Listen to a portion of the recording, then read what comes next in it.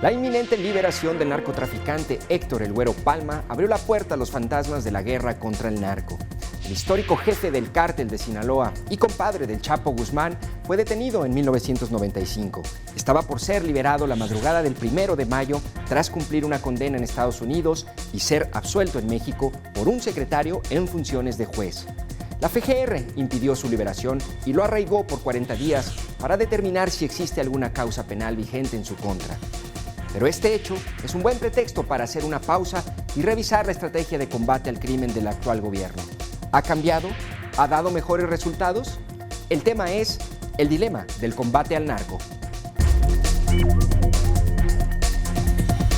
Y el tema es... Calderón declaró la guerra y le pegó un garrotazo a lo tonto, al avispero, y nos metió en todo esto que estamos padeciendo todavía.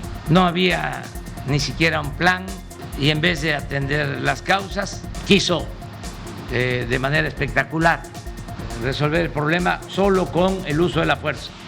Desde su llegada al poder, AMLO planteó una vuelta de timón, un proceso para la pacificación del país y terminar la guerra que inició Calderón en el 2006. La ofensiva del panista, que continuó en el sexenio de Peña Nieto, se recargó en desplegar militares y policías federales en las calles para combatir a los cárteles, descabezarlos y desmantelarlos. La táctica resultó en una espiral de violencia entre enfrentamientos, masacres y más ejecuciones, con 250,000 muertos, más de 60,000 desaparecidos e incontables víctimas colaterales en los últimos 12 años. La tasa de asesinatos en México se triplicó de 9 homicidios por cada 100,000 habitantes en 2005 a 29 muertes violentas para 2018. Y de ahí no ha bajado hasta la fecha. El informe de la Comisión Global sobre Políticas de Drogas 2011, al cierre del gobierno de Calderón, catalogó como un fracaso la estrategia. La guerra contra las drogas resultó costosa en términos de vidas humanas, Estado de Derecho, control del delito y capacidad institucional, se lee en el informe. En su propuesta para llegar a la presidencia, AMLO prometió medidas distintas para actuar contra el crimen: la amnistía a criminales, el despliegue de programas sociales para atender las causas, los foros de pacificación y la legalización de la marihuana y la amapola. Sin embargo, AMLO ha desplegado más militares en las calles que los 2 sexenios anteriores, según Amnistía Internacional en su último informe sobre derechos humanos en el mundo. En las calles hay 71,000 efectivos de la Sedena y la Guardia Nacional asignados a tareas de seguridad en el país. Calderón cerró su sexenio con 52,000 y Peña Nieto con 54,000. La violación a los derechos humanos, el uso excesivo de la fuerza, las masacres y homicidios no han cesado.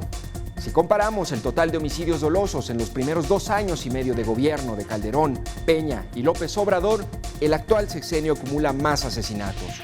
El gobierno presume una reducción en la tasa de homicidios por cada 100,000 habitantes entre 2019 y 2020, al bajar un punto porcentual, y que suele argumentar con este tipo de gráficas. El combate retórico al narco es otra característica de este sexenio. Y los estamos llamando a que le bajen y que ya todos nos portemos bien. Ya, al carajo la delincuencia. ¡Fuchi! ¡Guácala! Es como la corrupción. ¡Fuchi! ¡Guácala! La política antinarco de este sexenio también tiene otro distintivo: los capos no caen. No se han detenido a capos porque no es esa nuestra función principal. Ya no es la estrategia de los operativos para detener a capos. Lo que buscamos es que haya seguridad. Oficialmente ya no hay guerra.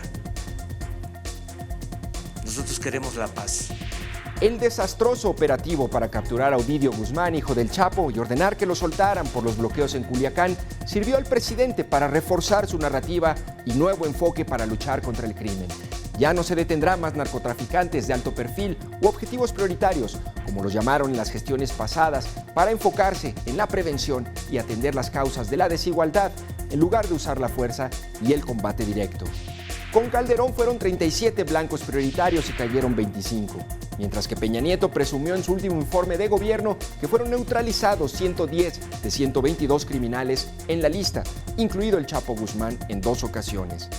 Esta estrategia únicamente fragmentó a los grupos delictivos y generó más violencia por el control de las regiones.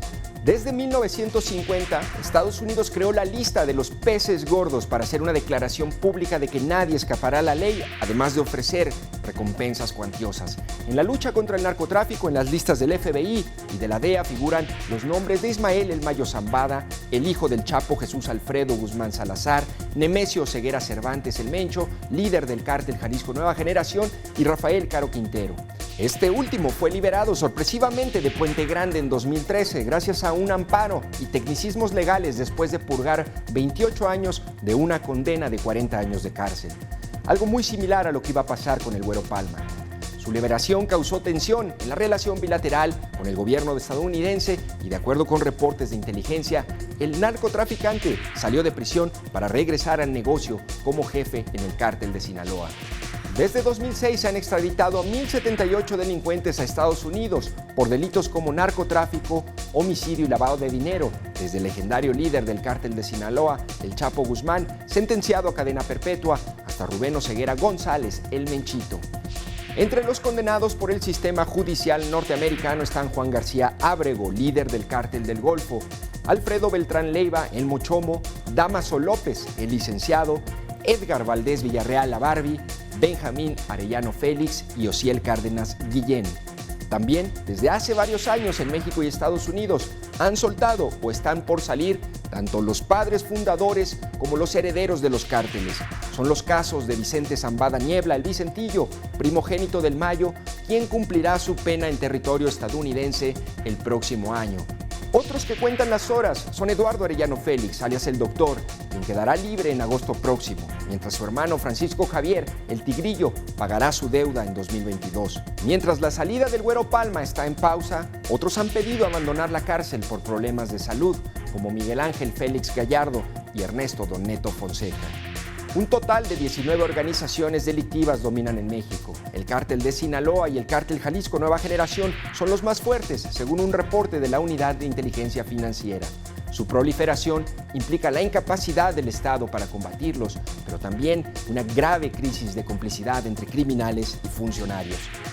El número de organizaciones criminales es 5 veces más grande de lo que registraba la PGR en 2005, cuando los principales cárteles eran el de Tijuana, Sinaloa, Juárez y Colima. Pero además, en todo el país hay cerca de 148 grupos criminales, fuerzas locales, alianzas, brazos armados y más células de los grandes cárteles, de acuerdo con una investigación del CIDE. Solo entre 2016 y 2018 los grupos delictivos tuvieron ganancias estimadas por $1 billón, de acuerdo con Santiago Nieto, titular de la UIF, lo equivalente al 1.5% del PIB nacional. En la última década, el cártel Jalisco Nueva Generación es el que ha alcanzado mayor penetración con operaciones en 27 estados, mientras Sinaloa tiene presencia en 21 entidades. En las últimas 2 décadas, Estados Unidos concentró sus esfuerzos bajo el lema Follow the Money y por medio del Departamento del Tesoro ha congelado los bienes y cuentas de los principales operadores del narco en México. En la lista negra por lavado de dinero y nexos con el narcotráfico se han colocado a más de 500 empresas y arriba de 400 ciudadanos vinculados con los cárteles y sus operaciones. En 2019 se puso en marcha el proyecto Python, en el que detectaron una red de empresas al servicio del cártel Jalisco Nueva Generación. Se detuvieron a 700 colaboradores y se aseguraron $22 millones. Mientras en México se lanzó el operativo Agave Azul para bloquear casi 2,000 cuentas por alrededor de $22 mil millones para socavar el poderío del cártel Jalisco Nueva Generación. Tras su partida, el ex embajador de Estados Unidos en México, Christopher Landau, habló de la falta de estrategia para combatir el crimen en la actual administración federal, en la que se adoptó una actitud pasiva para no generar conflicto. And he sees the cartels, I think, to continue the analogy, as his Vietnam, which it has been for some of his predecessors. He has basically adopted a pretty laissez-faire attitude towards them, which is troubling to our government, obviously, En las comunicaciones entre los gobiernos de Estados Unidos y México se ha señalado que se requiere replantear una estrategia conjunta dada la falta de resultados. La Oficina de la ONU contra la Droga y el Delito establece que la base de la lucha está en la cooperación internacional y los programas de educación, pero que son a largo plazo. Un verdadero cambio en la política antinarco requiere más que la misma estrategia de las últimas 2 décadas y un combate retórico. La política de descabezar a los cárteles con la detención espectacular de capos fragmentó al crimen e hizo más complejo su combate. Pero lo contrario, la política de dejar hacer o dejar pasar sin una estrategia distinta tampoco traerá resultados.